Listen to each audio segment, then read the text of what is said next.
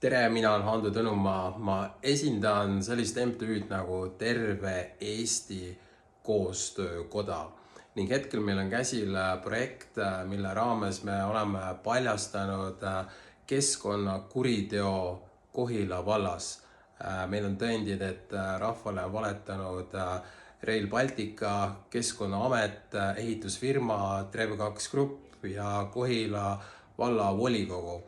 Ning luba on antud karjäärile, mis on piirkonnas juba 4., kuigi ümber olevad asuvad karjäärid ei ole veel ammendunud, ehk siis teisisõnu sellele karjäärile ei ole mitte mingit vajadust.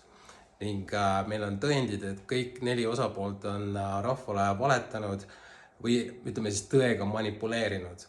Ning me lähme Keskkonnaameti vastu kohtusse ning me tegime ka umbes 15-minutilise dokfilmi reportaaži, mis kirjeldab kogu olukorda detailselt. Sa leiad selle filmi siit video alt ning selle video eesmärk siin praegu on paluda abi inimestel, keda see teema huvitab, kes ei taha näha, et loodust rüvetatakse.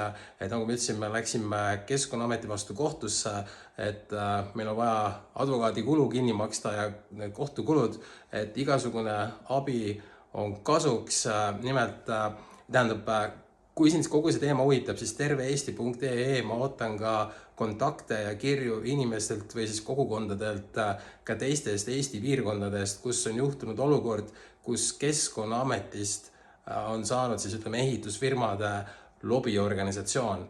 Et kui sul on infot, mida jagada, siis ma arvan, me võiksime tulla kokku ja teha täiesti üleriigilise ühishagi kogu selle asja vastu, mis hetkel toimub. Aitäh!